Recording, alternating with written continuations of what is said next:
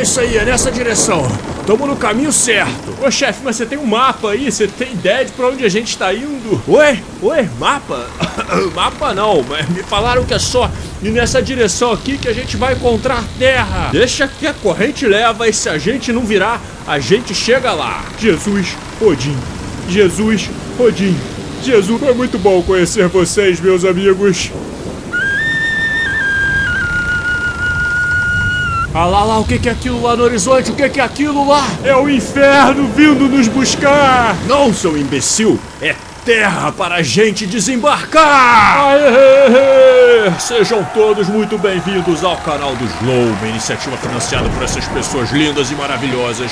E hoje nós iremos navegar com os vikings para a América do Norte. A era dos vikings começou ali no século 8, quando um povo que vivia no norte, os chamados nórdicos, que eram daquela região ali da Escandinávia, começou a se expandir e conquistar outros territórios. Na época eles viviam ali em vilas, aldeias, praticavam agricultura para sobreviver junto com a pesca, com a caça, tinham suas rotas de comércio, produziam seus próprios materiais e eram excelentes guerreiros e navegadores.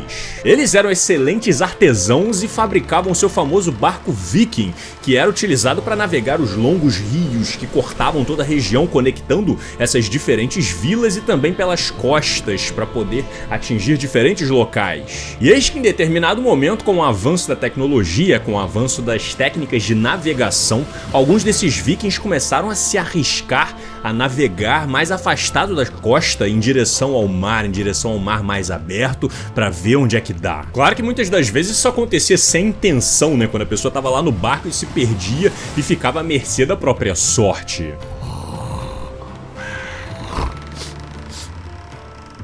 Ih, rapaz.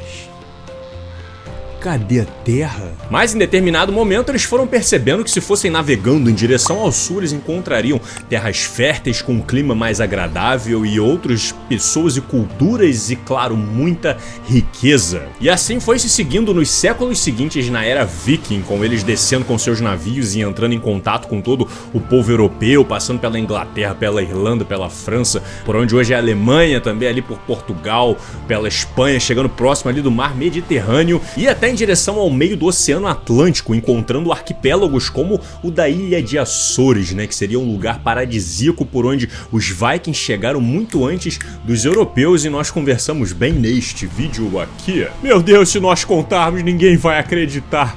Depois de tanto tempo perdido no mar, no oceano, nós encontramos o paraíso.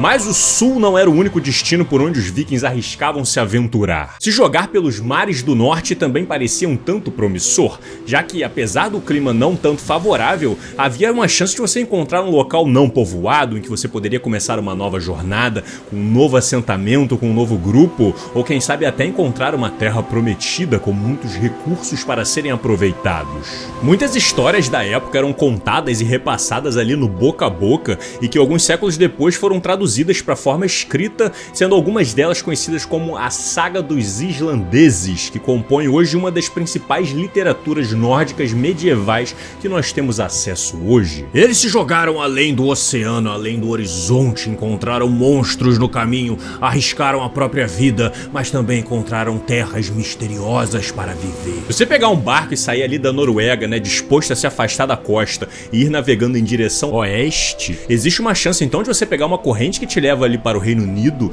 Existe também uma chance de você acabar passando direto e parar lá no Oceano Atlântico, ou quem sabe se você pegar a corrente um pouco mais alta, você chega numa misteriosa ilha chamada Islândia, que é uma ilha vulcânica ali no meio do mar, que o nome vem do inglês Iceland, que significa terra de gelo, já que em algumas épocas do ano esta ilha fica coberta de neve, tudo congelado. Dizem as lendas que quando os primeiros vikings chegaram por lá, eles não estavam sozinhos, já existiam alguns monges cristãos vivendo meio que de forma isolada na ilha. Hã? Eita porra, mas nem aqui no fim do mundo a gente tem sossego. Lá vem esses pagãos. Foi então que eles começaram a se estabelecer por lá e povoar a Ilha do Gelo chamada Islândia. Até que no século X, um viking conhecido como Érico o Ruivo foi exilado de suas terras por ter sido acusado de cometer alguns assassinatos. Que foi, rapaz? Nunca viu um ruivo antes na vida, não? Vem cá que eu vou te mostrar um negócio aqui. Ô, rei, não é pra tanto. Eu acordei hoje com o pé esquerdo, acabei matando umas pessoas no caminho, mas não é todo dia que isso acontece, pô. Pois é, o Érico Vermelho já não tinha muito o que perder e resolveu aproveitar então o seu exílio para navegar rumo ao oeste para ver o que ele encontraria por lá. Partiu da Islândia em direção ao mar e foi navegando, e eis que ele de fato encontrou uma grande porção de terra. Uma terra não muito atrativa para viver, né? Com muito gelo, muito frio, poucas florestas e materiais para ser utilizado. Mas dizem as lendas que Érico Ruivo achou bastante interessante a ideia de trazer novos vikings para lá e começar uma nova história, começar uma nova colonização, um novo local para viver. Afinal de contas, ali havia uma vastidão de terras ainda não muito exploradas e conhecidas por eles. Ele voltou então do seu exílio e foi convidar o pessoal. Vocês não têm ideia das terras que eu encontrei, é tudo maravilhoso, vai ser o melhor lugar do mundo pra gente viver. Vem comigo, gente, pode confiar, eu garanto que será a melhor coisa que vocês vão fazer na vida de vocês. Mas, Érico, tem certeza que essas terras aí são boas mesmo? São maravilhosas, terras férteis, plantas e árvores pra todo lado,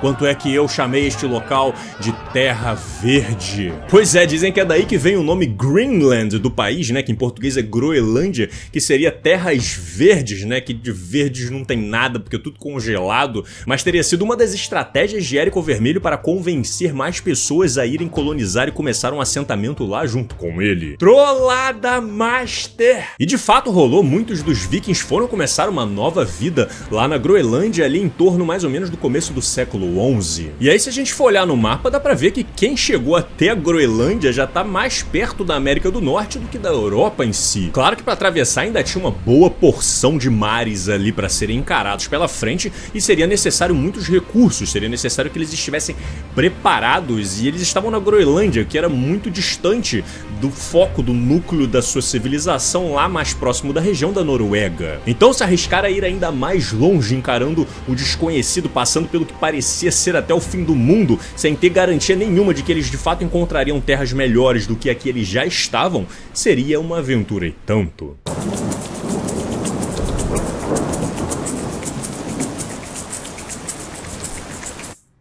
Jesus, Odin. Jesus, Odin. Jesus, Odin. Dizem as lendas que o primeiro que de fato avistou a costa da América do Norte nem fez isso intencionalmente. Ele estava saindo com a sua tripulação ali da Islândia, indo em direção à Terra Verde, né, da Groenlândia, e acabou sem querer deixando passar o ponto. Ih, rapaz. O que foi, chefe? A gente já tá chegando? Eu acho que...